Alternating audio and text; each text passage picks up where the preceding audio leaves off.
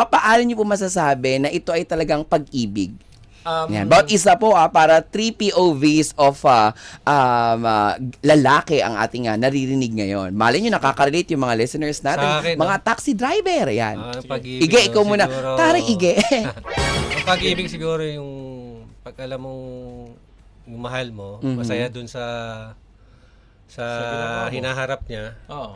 So, let it Sir, ayusin po natin. Ano po yung hinaharap na masaya? Yung Opo, ano masaya po siya yun? sa baga, feel niya yung kung future. sino man meron siya, kung ano Oo. meron siya. Parang ganun. Pag Kung nalaman mo na-enjoy na naging niya. mabuti siya, Mhm. let go. Talaga? Oo, parang ganun. Ayun yung love siguro, parang Yeah. mas masarap pag mahal nang nakikita ko masaya yung iba eh. Mm. Baga, ganun lang po. Ang galing naman. Napaka ano nyo naman po. Parang mas Giving.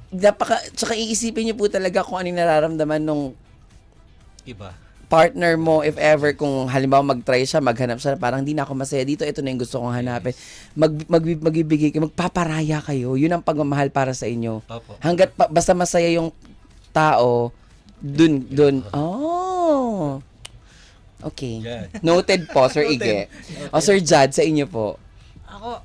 I think it's love keeps evolving.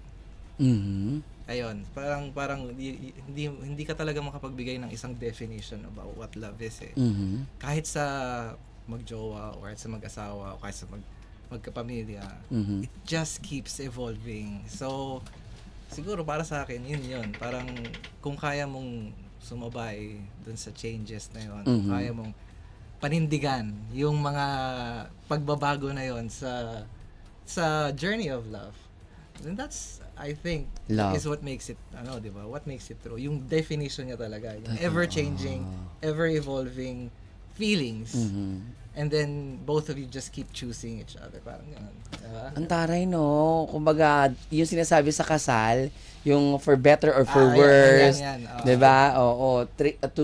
Thick and thin, yung mga ganon. Basta kung kayong sabayan, parehas kayong dalawa ay nagmamatch talaga, nag-meet halfway kayo, hanggang dulo, yung paninindigan nyo ang isa't isa, yung magbago man ang ikot ng mundo, yung ganyan. Basta kayong dalawa, hindi. Basta kayong dalawa, hindi, di ba? Magkakapikunan, pero magkakaayos, yung mga ganon. May mga bagay na hindi pagkakaintindihan, pero mapaplansya naman. Oh, I love it. Love is evolving, ganon. Keeps evolving. Keeps evolving. Thank you, Sir Jad. Iba-iba talaga ng POV. I love it. O, Sir Don. Yeah. Yung definition of love for me kasi it's not just about love eh. It's about respect. That's very important also. Yes. Kasi yung love kasi for me parang masyado siyang malawak na word eh. So it's about respect. Kung ano yung let's say yung mga gusto, let's say sa mga asawa, ganon, sa mga boyfriend, sa mga girlfriend, kung ano yung gusto and hindi naman siya masama, you have to respect that.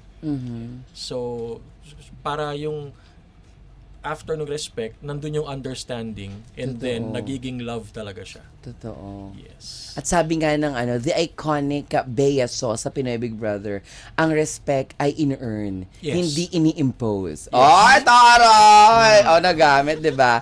Ang taray. Thank you so much. Palakpakan naman po natin si Sir Don, si Sir Jad, at saka si Sir Miguel sa kanilang mga POVs sa pagdating sa pag-ibig.